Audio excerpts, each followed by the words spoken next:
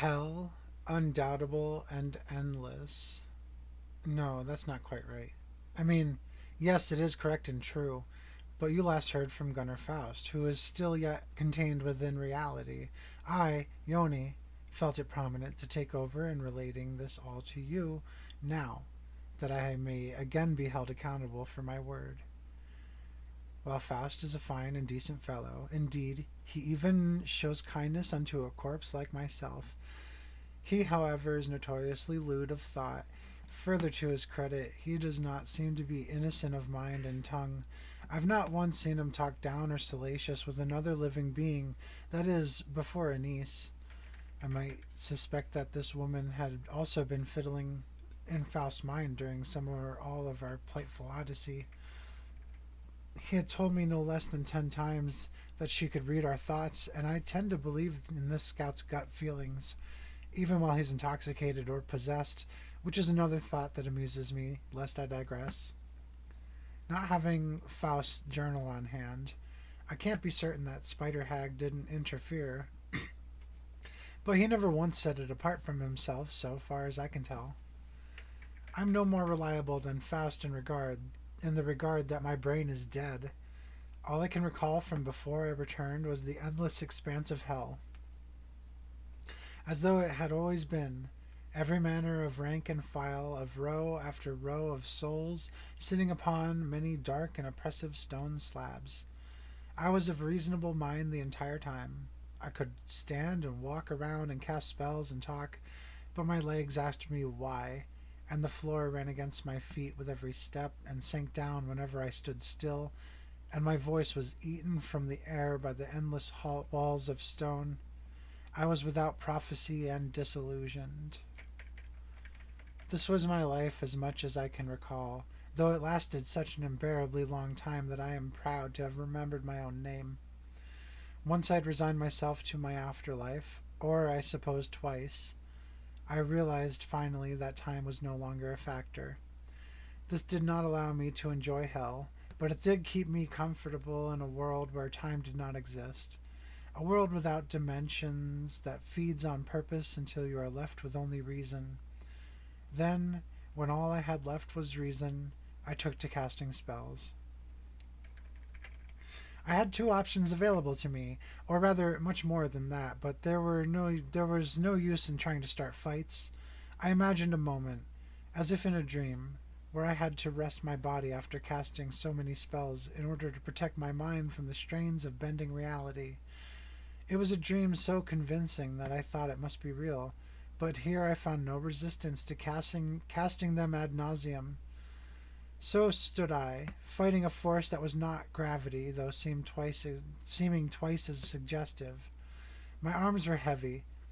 I raised my outspread fingers in front of me and hummed a placid, unwavering note, while drawing the sigil of my questions into the air that wasn't really air.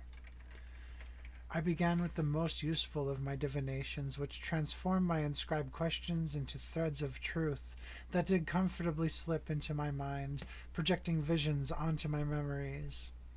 While I still have to determine for myself what the truth actually means, this rather lengthy trick is invaluable when you have 5 minutes or so to spare on a puzzle or to settle a bar argument with a friend, although it often made things worse because they cannot see the visions for themselves. I'd affectionately referred to this magic as the mind fire. I often used it most often use it to ask damning personal questions, but now I would use it to settle any thoughts that remained from my old life, if I indeed had one. While it is true that I do not recall my life, I do have impressions of my friends and lovers. Still within me are the grayed out images of people's faces and their names, my relationships with them, but nothing to say for how or why I knew them. That had to be redetermined, I decided. My first question was for my lover, a person that I knew I loved but felt, at the moment at least, that I had never met them. After my countless castings and constant weighing of the information trawled out of the ether, I spent another week or so contemplating the story of this person. I had met them for the first time using the very mind fire that had given me the answer to the rather embarrassing question, will I ever find real and true love? Back then, the spell flashed upon my mind with a display of what appeared to be a short, brown-haired girl with a boyish face and frame, or so I believed, as the truth is yet mine to interpret. What at first I thought was a vision of future meeting was instead a window unto the then present, showing me the person I would truly fall in love with, and also being the vessel of my means to do so. They were skilled in a magical practice of their own, and somehow caught on to my divinations, until they were pressed to seek me out by copying my spell. Minute by every eternal minute, I went to work stitching together bits of memories in my mind, slowly rebuilding, or maybe just simulating, what had been lost to my death. I saw her face over and over, felt her touch and heard her voice. We laughed and danced and sang, and I realized I somehow missed something. Some quality of this person was lost to me. I knew of the legend of our love, but seeing it all play out, I could not determine why I went through with it. Why did we go so far just to spend a bit of time together? Sure, we did make love, but it's not as though we had children or even reasonably built a life together. I contemplate this mystery for an unknown length of time, I guess, with nothing to compare against my actions and presence. I simply fade away from whatever this hell was to focus on just why. There was no motivation for love left within me. My mind or my brain simply did not care any longer. I no longer had a desire for the wonders of love, but I still found myself deciding that I would still act in its name, if she were involved. It seemed logical enough. The majority of my time was spent with the second option I had implicitly mentioned earlier, a simple trick involving a coin, or other similar object that can count by two. In my predicament, I had very little to utilize, but because the spell only tells me yes or no, I had gotten clever with it over the years. So stood I again, and began the quick incantation, which included my question, while fighting against the atmosphere to walk forward. No matter how I strived, I always found myself drawn back to the floor to kneel or sit. While reasonably this should happen in a rather predictable way, I did find that my footfalls did not always end with the same count. For that realization, I eschewed the coin for a simple game of evens and odds. The first thing I did after rediscovering my lover was recall my name. Is the first letter H? 15 steps. No. Is the first letter I? 9 steps. No. Is the first letter Jot? 16 steps. Yes. Is there a second letter? 4 steps. Yes. Is the second letter A? 11 steps. No. Is the fifth letter F? 33 steps. No. Is the seventh letter R? 15 steps. No. Is the ninth letter S? 19 steps. No. Is the 10th letter T? 24 steps. Yes. Yoni Svet. Inelegant, but easy to handle when you have more time than can possibly be measured. Further questions would reveal much more than a single letter when I finally tuned my attention to the one person that I recognized in the scene of my death, which I had stitched into my mind after determining the why of my previous nature. Their name was thankfully available to me, with only a couple mind fire. Gunnar Faust. Faust bore witness to my death and grieved my passing, while watching my head rolling away from my body. Then he went placid and pale, when a fit old man stopped the executions with a miracle. Was Faust my friend? 12 steps. Yes. Is Faust still alive? 6 steps. Yes. Gunnar Faust was freed from prison and conscribed by increasingly competent jinn, until his life was renewed as the bearer of all material burden, or so he may yet claim. Does Faust truly believe he can save the world with my body? 17 steps. No. Have I been dead for too long to be resurrected? 46 steps. Yes. Does Faust know I have been dead too long? 18 steps. Yes. I looked up then to find that I had somehow reached a wall. I had seen them in the distance, and though I tried to walk up to one previously, a journey which I have decided to spare you, I hadn't been able to tell how far away they truly were, nor how vast. This black stone wall was the most oppressive structure I had ever encountered, and turning about I discovered I was alone in the hall. No other souls were near here, and so even the gentle hum of others' consciousness was gone from my mind. This is when the child of death approached me, a Nephilim serving as the avatar of death itself, who did guide me by the hand toward the unending hell castle.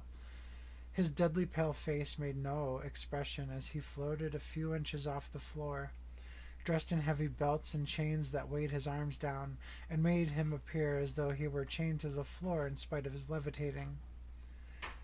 He spoke at me with a hissing, raspy voice. "She's ready to see you. Head into the hall here and do not keep it waiting." "How do you mean? Whom do you mean?" The child grasped my throat, lifted me with nary a wince, pushing me forward with my back against the castle wall. I braced for an impact that never came, and then relaxed as I was dropped back to the floor. I was able to stand there comfortably. However, that was not my main concern, for there I saw it before me. There was death, towering many feet above my head and adorning a throne made of lead and bones. Its body was draped with moldy, ragged, flesh-like cloth that almost resembled a cloak, and atop its shoulders sat a gangrenous skull with eyeless, sunken flesh, and missing the meat around the jaw. It spoke without moving, appearing to be slumped in its throne, actually dead. If not for her immense pressure, I would be certain that it was simply a giant's corpse rotting away for eternity. Your steward is a little gruff," I mused casually before such deep and terrible dread that I regret remembering how to speak.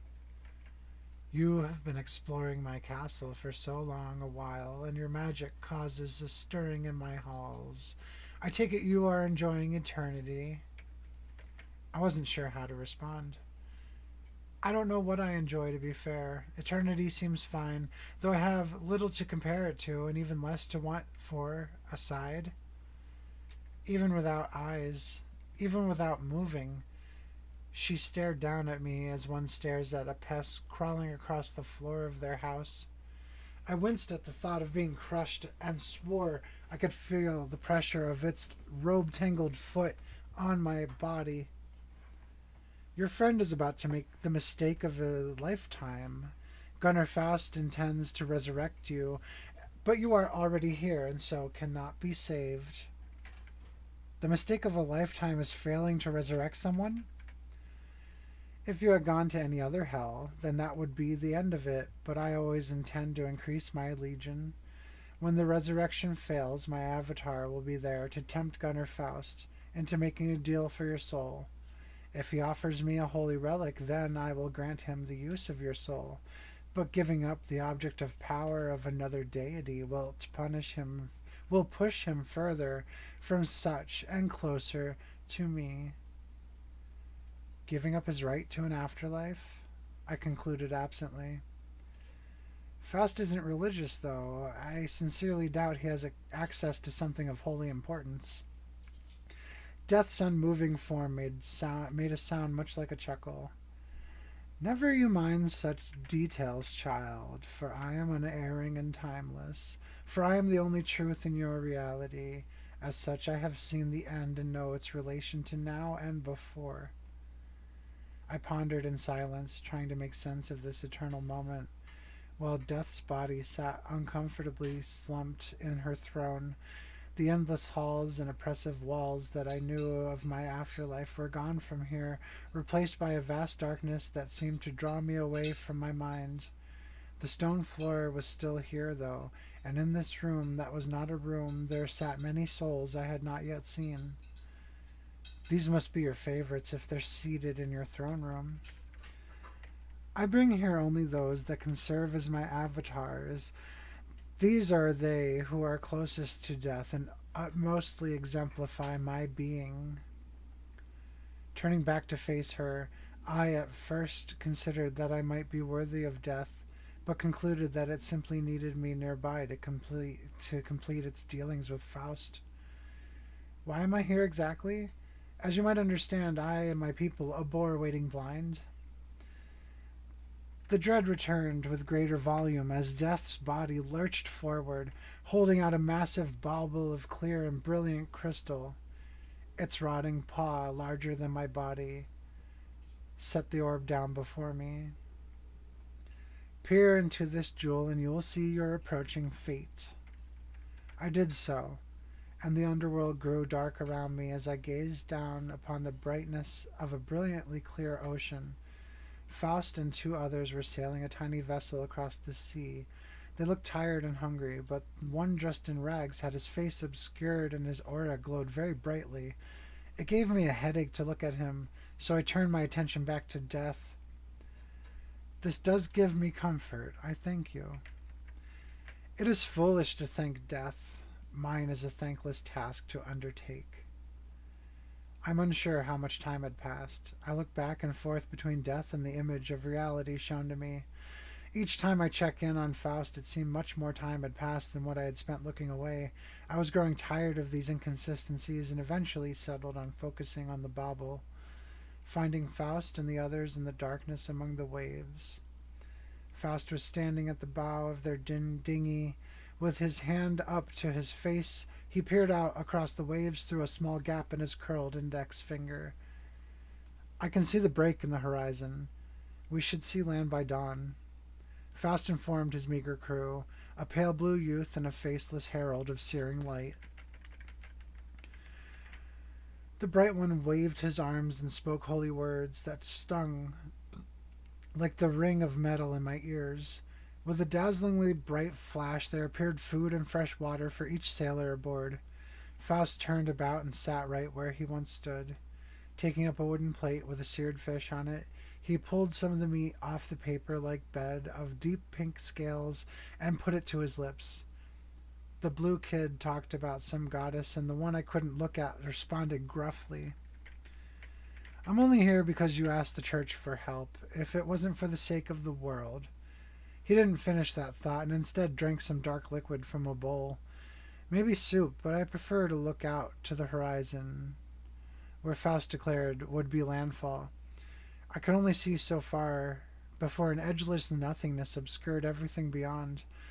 I doubt I would even see landfall before the other three, and indeed Faust called it out, and each of the other two confirmed about an hour later. Once Faust was through measuring a safe angle of approach, he brought the boom around and told someone named Undal that they were ready. The alleged Undal then stood up, while the bright one hunkered down. Taking flight, the young magician gave a big show of pushing motions through the air with his hands, while careening alongside the billowing sail. A fierce blast of wind sent them steadily away from me. I looked around as the scene was trying to follow, slowly skewed from my focus, until I was too far away to care about chasing them.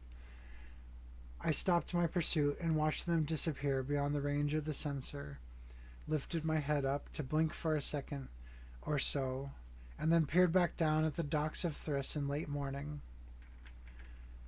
The three sailors made their way to the house of Harrow, wherein everything glowed in an eye-piercing gold light which caused me a great deal of pain. I managed to look on, not wanting to miss any details despite the suffering it was causing me.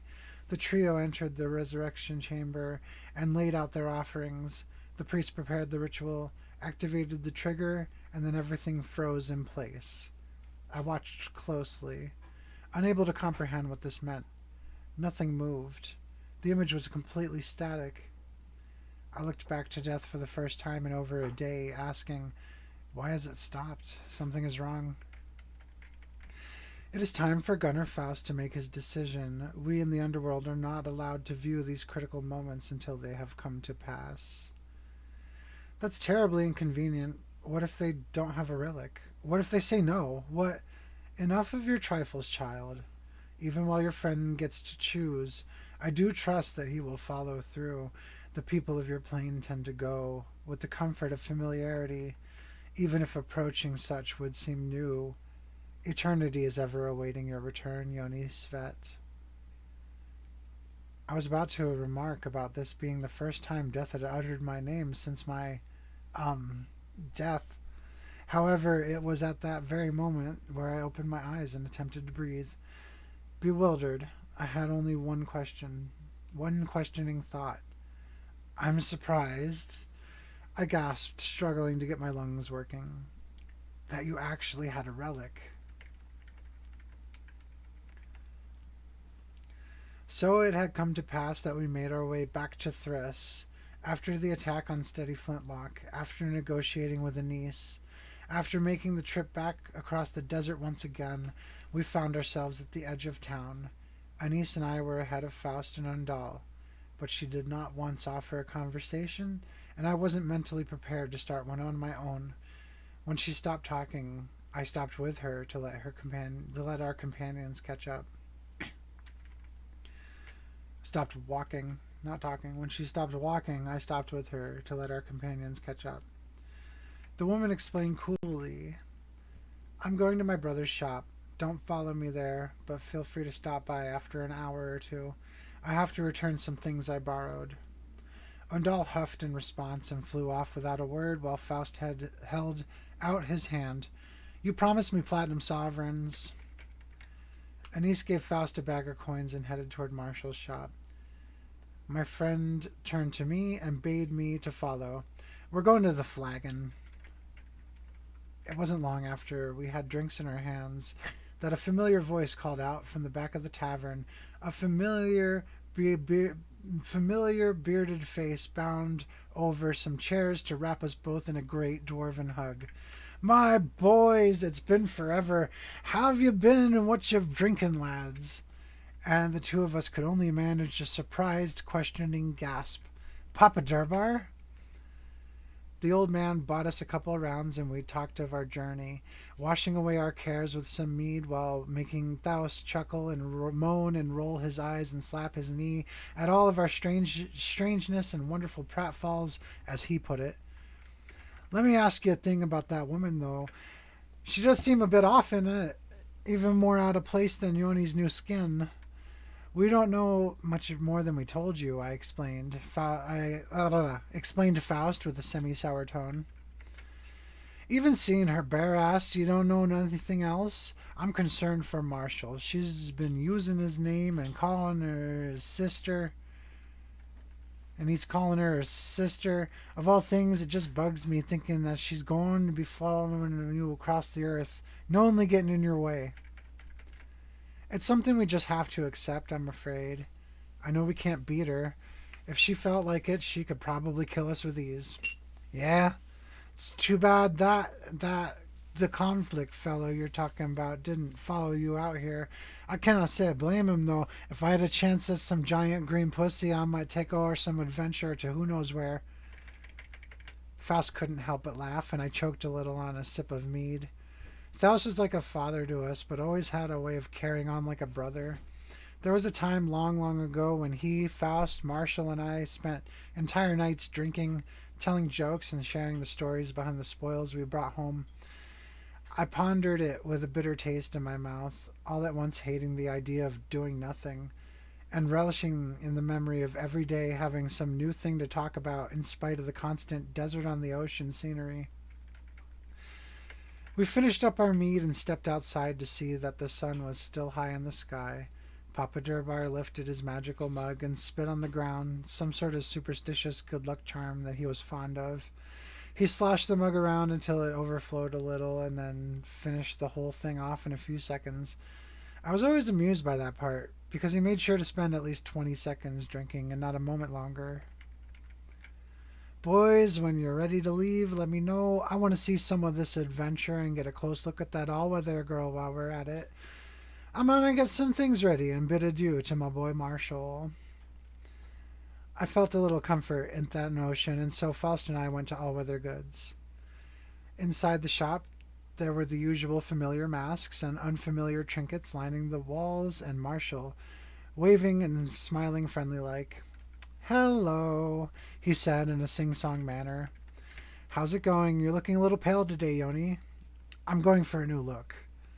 Faust got straight to business. "We have some dangerous issues to attend to for the rest of the year. Do you have any long-term solutions?" "Well, my sister just came in here talking about your group.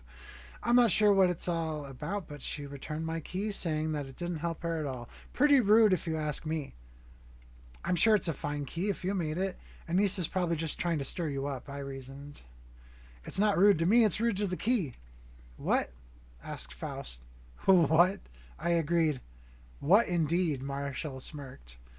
The trader pulled out a small box and set it on the counter, waving us closer. He put a finger to his lips to hush us and slowly opened the lid. Inside was a sleeping humanoid figure that looked like a fairy but with no wings and all gray skin. It was curled up around a tiny key, and Marshall chuckled. "This is Marcielle. She's pretending to sleep. She doesn't really need to sleep, or eat for that matter." The key sat up and audibly huffed. "Marshall, you always ruin the fun." The two of us blinked bemusedly while Marshall went on. "She likes humans and wants to be one. I created her a long time ago using a spell I made up. She and her key are one and the same. I don't think they can be separated, but she never lets it go. You can use her to open locks, and she's picked up some other useful skills over the centuries." "Centuries?" Faust was incredulous, as we had no real idea how old Marshall was, but the owner of All Weather Goods hushed us once again. "Don't tell Papa Durbar." That's when Martial jumped up excited. "Papa Durbar is here?" Before Marshall could react, the tiny key leapt off the counter and defenestrated herself through the nearby window. "Well, shit," shrugged Marshall. "If you can find her, you can take her with you." "How are we supposed to find something that's an inch tall?" I asked, to which Marshall shrugged again and handed us a few potions. "These are on the house, boys. Think of it as thank you for walking my key."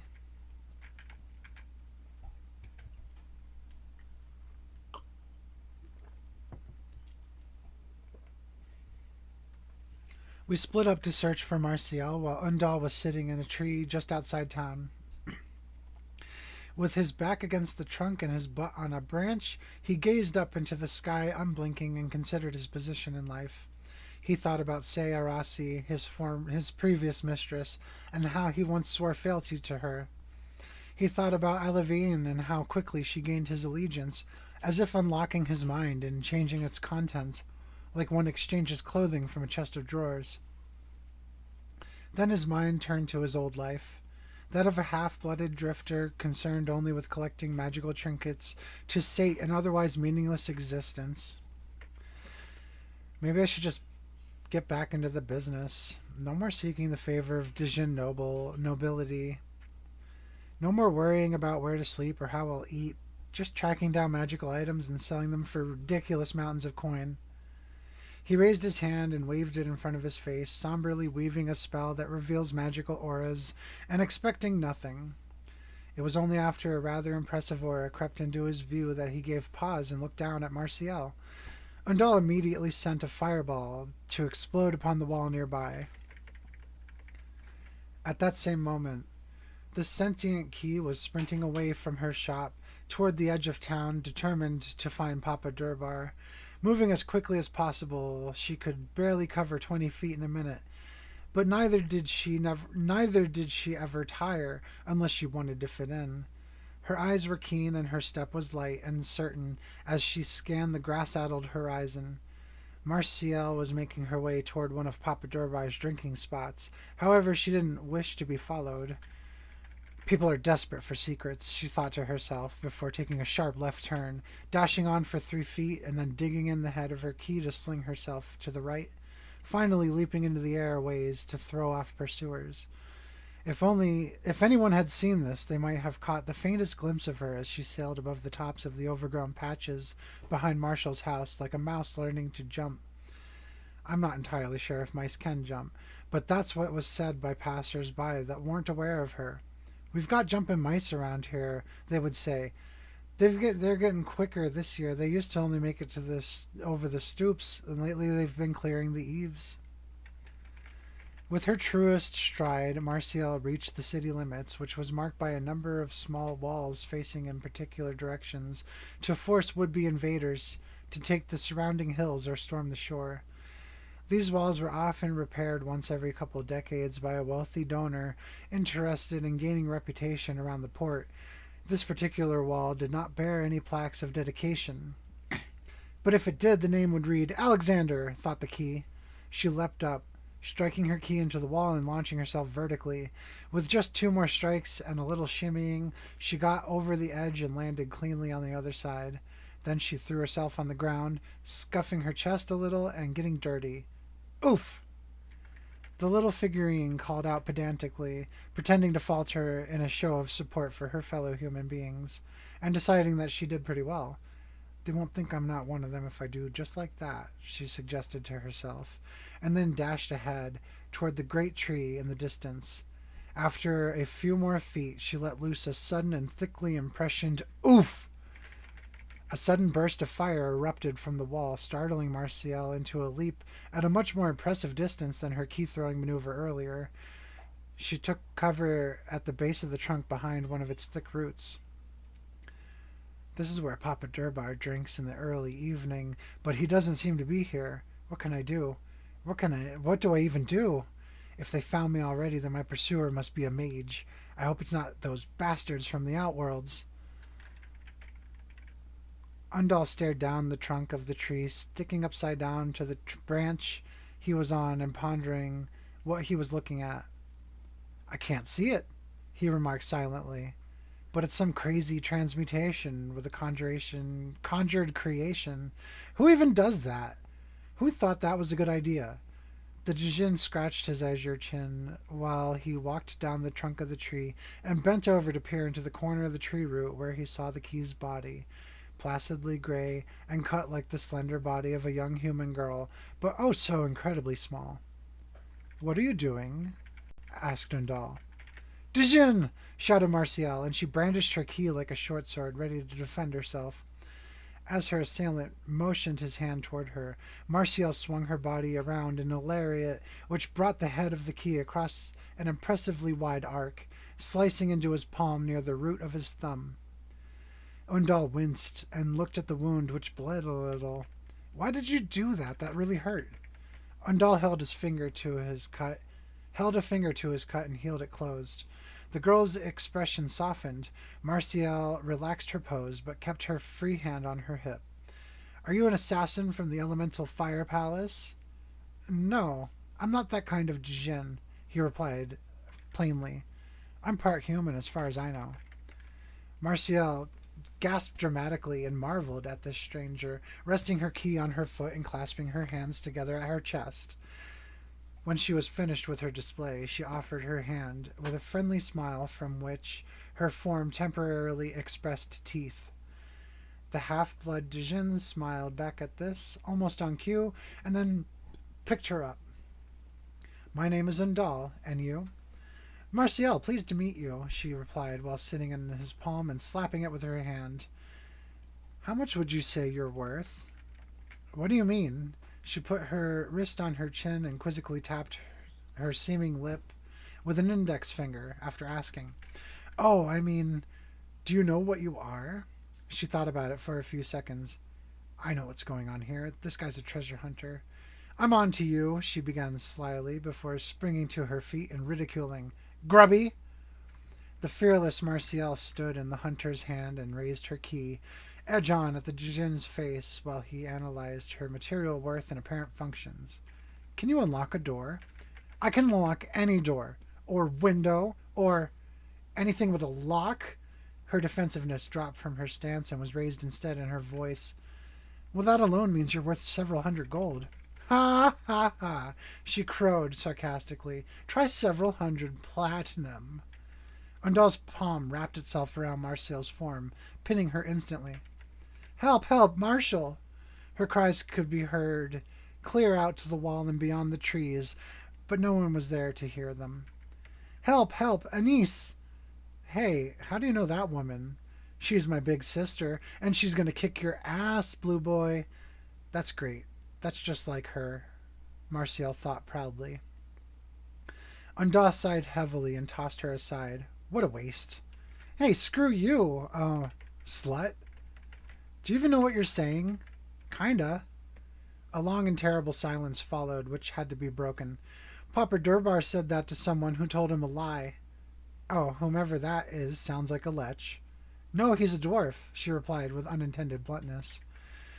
The two sat beside one another for a very long time while Undal returned to his meditation. He refocused his mind and asserted his ego where he thought it ought to be to handle any approaching hardships, and then sent Faust a telepathic message. Are we still able to leave by morning? Yes, it's fine. Faust was noticeably flustered. What's going on with you? We technically bought a magic item and we're searching all over for it. The Djinn decided his expertise was required, and reasoned that he had found a sense of purpose at that. Floating up from the ground and stretching out his limbs, he yawned a bit. Are you going somewhere? I have to help my followers with the task I gave them. Mr. Aguanti was feeling confident. Oh, so you are that kind of Djinn, huh? The young half-blood suddenly recalled his place in the world and looked at Martial puzzled and somewhat astonished. She smiled at him with a smug expression, making him glare back at her fiercely before flying off to join with Faust and I. Given the modest size of Thyrsa's actual township, Faust and I were not very far away when we decided to split up. Rushing out the door, Faust went around all weather goods to the left, and I took to the right. On the other side of the building, we made eye contact, nodded in agreement, and took off away from each other. Faust made his way down the main road across the center of town, which had a post for hanging a lamp to mark the spot, and into the local apothecary with a question for the old lady that lived there. Did you see a very small statue running around here? You always have such strange stories to tell, Faust, she cackled with a delighted grin. I haven't seen anything like that in my life. He left with a nod and thank you, turning on his heels to cross a side street, and mark the perimeter of the smithy. Behind the building, he caught a glimpse of the steelsmith attending his forge. Deciding he wouldn't have seen anything, and turned about again to march down to the dock, where Faust was carrying on with a drink, a story, and some trade of coin or goods. Faust, Marshall sold us Martial, and we can't find it. Her, lad. What? You can't find her. Martial is sensitive about her body. You have to be nice to the lass. Faust flushed in frustration and took a breath. Sorry. Didn't apologize to me, boy. I hadn't seen her since I long arrived. Once I'm done here, I'll check her hiding places. Where are her hiding places? Now, lad, you know I cannot tell you that. Meanwhile, I was on my way to the edge of town. Well, more like the edge of Marshall's property. I took a silver coin out of my purse and began my incantation. Wilt I find Martial headed in this direction? Tails, no. So I turned about and intoned again. Wilt I find a niece if I head in this direction? Heads, yes. Onward I stalked to the other edge of town, passing the main gate, which was more of an arch than a gate these days, and over a hill to see that strange woman sitting against a wall facing the desert with two spiders the size of large dogs on either side of her. When I was alive, this sight might have put me off my supper, but seeing it there and then, I only thought, here are three somewhat dangerous animals, but I have to talk to the tall one, so I did approach with my hands visible. Anise carefully stroked her fingertips over the spider's head, tracing the silvery tufts around its piercing black eyes, while the other spider slowly scaled the wall and crept to the other side. The silver and black one shuddered as I came just a little too close, and its master placed her hand on its abdomen calmly. What do you want, clown? I just want to pick your brain a bit, not the same way that Faust believes you've been picking at his. Just what might that imply?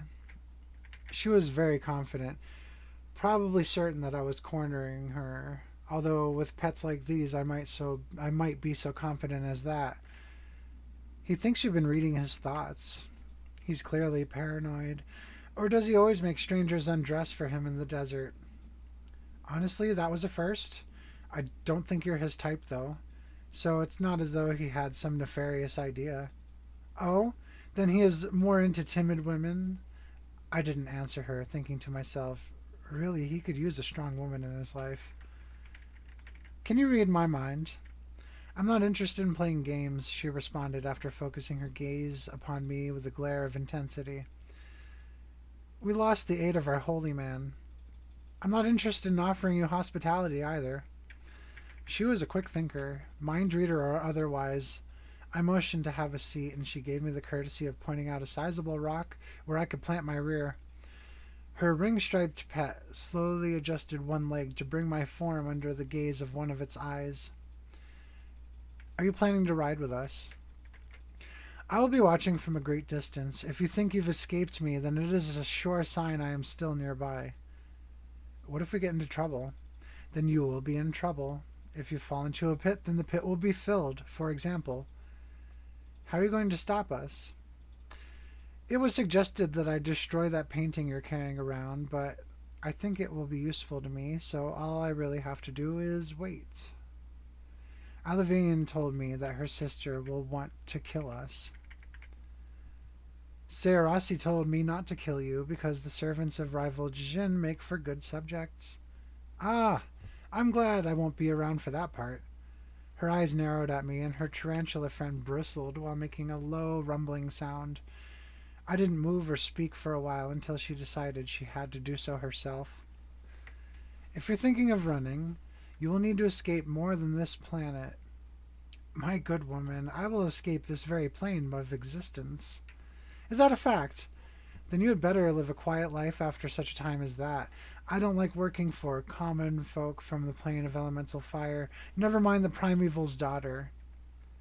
I won't question that, being that I work for one of them. Sure, but that one is considered a half beast. Excuse me. I tried to raise the pitch of my voice to intone incredulity, but still my phrase came across flat and uninterested. I'm not trying to pass assumptions as facts. Her mother is one of the last mortal Coatl. There are so few Coatl still alive, and the majority of them are dumb and bold compared to Dijin. I, being a true mortal, respect the Coatl, but for Alavian it is as if having a dog for one's mother. Anise was on a different level of consciousness from me, aware of some greater breadth of knowledge than any other being I could relate to.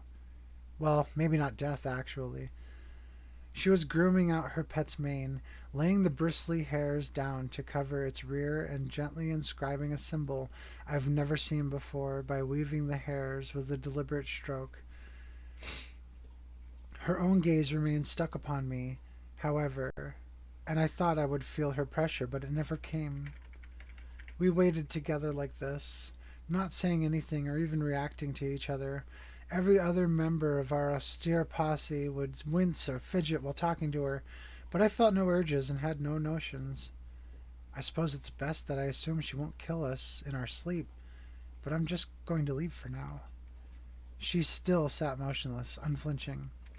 I raised my eyebrows, then her expression shifted toward confusion and settled on stress. I'm just going to leave for now, I said at last. Leave by the path you came from. I was not here. Faust would know that that was a lie. He had found my boot prints leading over the grassy hill, and at its peak saw one of Thyrsis' outer walls with a considerably large arachnid laying flat against it.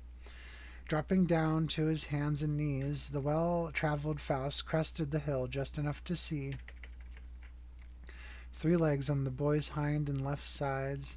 He's still an adolescent. A domestic grammostola, black. I'm pretty sure only goblins would raise something like that. But this one's coat is well trained, perfectly black and mottled a bit to give it some texture. Someone brushed it by hand to give it that appearance. Our scout knew whom it was that brushed the spider, and concluded that I was near her. Hi, Evil. Thank you for raiding. We're reading. Our scout knew whom it was that brushed the spider, and concluded that I was near her. He would wait for a long while, sliding back down the hill toward the direction he had come for a time, whereafter he waited for me to crest the hill. He stood from his hiding and waiting place, and I waved with a half-hearted smile. He wasted no time. What were you doing with her? Just checking in. Are you going to see her? Of course not, Faust scoffed. Are we still able to leave by morning? Faust then heard Undal calling in his head and gave his begrudging reply. Yes, it's fine. What's going on with you? What's with that look? I'm not going to betray you, all right? I demanded, or asked, or a combination of the two. We technically bought a magic item and we're searching all over for it. Don't worry about it, Yoni. We should head back to the flagon. I saw no harm in this choice.